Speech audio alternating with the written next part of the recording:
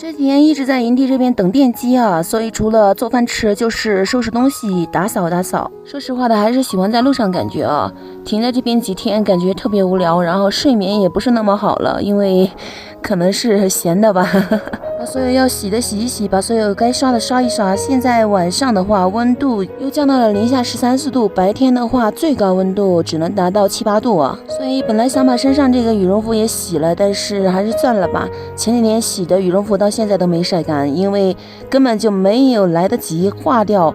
衣服上的冰块，到现在还是拖着几块冰块。撒宝都冻得晚上睡觉都要踹手手，虽然给他穿了衣服啊，但是脚在了外面。我发现早上起来给他脱衣服的时候，他的手脚全部都是缩到衣服里面去的。但是好在给他脱衣服的时候，摸摸身上跟脚脚都是热乎乎的啊。然后现在晚上即使给他把衣服穿上，也会用毯子给他盖上，他的脚脚就没有往衣服里面缩了。撒宝是柯基串啊，我查过，柯基最高能够耐受零下10度的温度，而且是成年犬哦。撒宝这种幼犬的话，它耐寒能力更低。但是放心啊，撒宝冻不着的，它还有一件羽绒服，还有一个电热毯。如果温度到零下15度以下，白天就会给它穿上羽绒服，然后晚上就会给它用上电热毯。每天天一黑，它就自己要上窝窝，每天太阳升起来，我才会抱它下来晒太阳。我干活的时候也是遛狗的时候啊，保证它一定的运动量。以前总是羡慕别人后面跟着一条狗，现在别人都好羡慕我后面总是跟着一条狗。电机终于到了啊，这回运费大概150块钱左右，还好。厂家还让我买了辐条，所有的辐条全部都要更换掉，也就是编花鼓真的有点束手无策的感觉，因为我什么工具都没有，连一个辐条扳手都没有。反正自己更换电机真的是工程量很大的事情啊，有点束手无策。我的内六角没滑扳手，滑丝了，然后找了很久，找遍了所有的维修店和五金店，终于借到了一个。没有这个扳手，我连拆机的第一步都完成不了，真的太难了。这个电机是友友热爱真的能抵岁月漫长原著的哦，是一个关注我很久的友友，他在呱呱和小破站都会帮我完播、点赞、支持那些。按他的话说，就是跟着我在一起旅行啊，所以想要支持一下我的旅途，并且不希望我拒绝。我当然是拒绝的，不瞒你们说，我拒绝了很多友友要提供帮助的想法，因为我不想打开贪婪的口子，并不是我不贪婪啊，每个人都会贪婪更好的生活，贪婪更多的物质，贪婪更多的爱。但是靠自己的贪婪想要获得更幸福更好的生活，它是一种积极的，并不是贬义的。就像我也希望靠我的播放量能维持我路上的所有开销。如果总是想要依靠着别人伸手的帮助，获取并非自己劳动所得的财富，慢慢的贪婪的口子就会越撕越大，然后再也收不住，为了获得那些不属于自己的财富，会变得越来越爱演戏，越来越爱撒谎，越来越爱卖惨，会逐渐为了满足内心那张贪婪的大口而无所不用其极，没有底线了。所以对我来说，路上哪怕穷一点、苦一点、累一点，我都并不难受。相反，最让我难受的时刻就是友友们要给我提供帮助的时候，每次都要跟贪婪做斗争。你说不心动，谁能不心动？这跟天上掉馅饼有什么差别？可是心动吧，这又不是你自己的呀，你是出来旅游的，又不是要饭的，你怎么能伸手呢？可是他们已经递过来了，我只要伸下手就可以吃好多顿大鱼大肉了。就这样，内心真的是要博弈很久，然后告诉自己，咱现在还吃得上饭，吃不上饭的时候再说吧。然后真的拒绝友友的那一刻，真的心里好舒服，终于没有内心的煎熬折磨，依然可以保持自我。因为以前我就习惯富养自己啊，所有自己喜欢吃的、喝的、穿的，去玩、旅游什么的，全是花在自己努力工作赚的钱，从来没有像当时的男朋友什么的伸手要过1分钱，要过任何的礼物。这个以前在视频里面说过的，所以为什么我出来旅行这么穷呢？因为以前确实把自己物质跟精神都是富养的很充足，所以说没有攒什么钱啊。当然现在的生活虽然物质不怎么充裕，但是我的精神世界是非常充足的。所以当悠悠说要援助我电击的时候，我第一反应就是拒绝，我说我自己买啊，我买得起啊。然后悠悠说，我知道你不是买不起，但是我希望你跟撒宝的生活等级不要降级，不要因为修车啊、换装备这些，然后你们就不买肉吃，然后就不给撒宝吃肉，好吗？真的是一个很懂我的悠悠啊，又给我一个超级大的台阶，把锅给撒宝背了。当然们的热爱能抵岁月漫长，他也是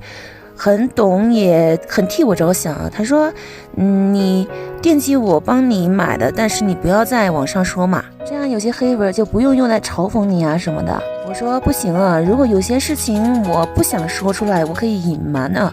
但是不可以说，电机这个东西回来了，明明是别人给我买的，然后我还要欺骗网友说是我自己买的。我可以不把我所有的私生活、所有的心里的小秘密跟所有人去分享，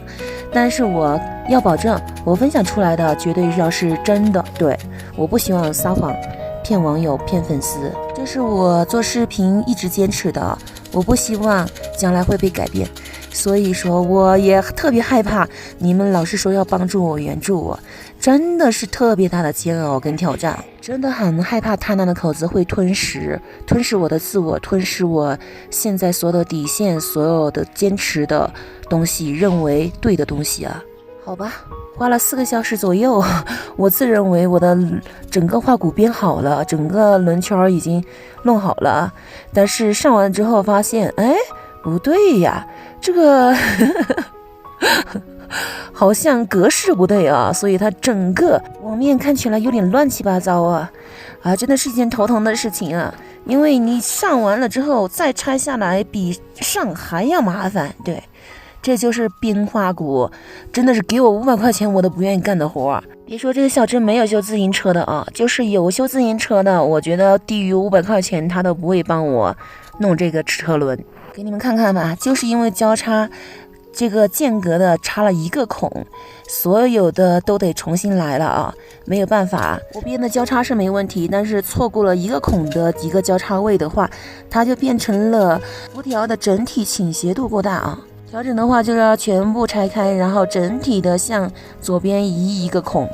我崩溃中哦，真的很崩溃，没有办法，天都黑了，肚子都饿死了，所以赶紧做饭吧。一饭中午就泡起来了啊，一直忙起来就一直没时间弄了。这个肉切完之后，萨宝就在这偷吃，叼走好大一块瘦肉，然后我不让他吃生的，又拿回来烤了一下，再给他吃。物尽其用，之前大白菜剩了1个菜头，煮火锅又剩了1个火锅粉，合在一起正好做一个猪肉白菜炖粉条。这个肉已经帮萨宝剪出来了啊，都是没放调料之前就会把萨宝的肉给分出来啊，水放多了啊，没有想到大白菜要出这么多水，所以整个汤都往外面扑哦。很饿，准备吃完了之后再继续去编那个花骨啊。萨宝睡觉了啊，他吃饱了之后就犯困，然后就哼哼唧唧的要上我窝。还是不得不感谢一下我们的热爱，真的能抵岁月漫长哦。我跟萨宝伙食没降级啊，我们还是每天都会吃上肉的啊。对于我来说，旅途上什么都可以无所谓，但是只有吃饱和穿暖睡好，这个是必的啊。因为这是个连锁反应的，一旦你吃不好，那在路上容易体质不好，体质不好就影响了身体不好，睡眠不好，它就会影响你旅途的心情不好，情绪不好。这是我一直在路上的快乐秘诀啊。我们有热爱真的能抵岁月漫长，是一个非常善良的大哥。他说他想散尽家财帮助所有有需要帮助的人啊，所以他在要帮助我这件事情上这么执着。但是我并没有支持他这种想法啊，因为越是善良的人，越要为自己留足善良的资本。如果散尽一切的话，就会把自己变成一个一无所有的，在别人眼里的可怜人。善良的你可以慷慨于别人，但是当你一无所有变得可怜的时候，未必有别人来慷慨于你。所以我真的希望这个世界上大部分的财富都可以落入到善良的人手里，所有的善良的人都可以大富大贵啊。因为对于所有善良的人而言，最痛苦的事情就是看到了这个世间疾苦，但是却无能为力，甚至都自身难保的感觉才是最痛苦的。好了，吃完继续搞车，继续编花骨。不瞒你们说啊，又花了3个小时左右才把所有的东西都调整好，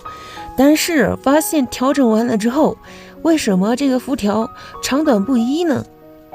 这是为什么呢？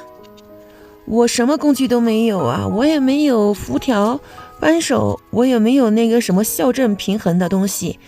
也没有测量的东西，这怎么办呢？这个凸出来根本不能装轮胎呀，这轮胎装上去又不是全部戳大窟窿眼嘛。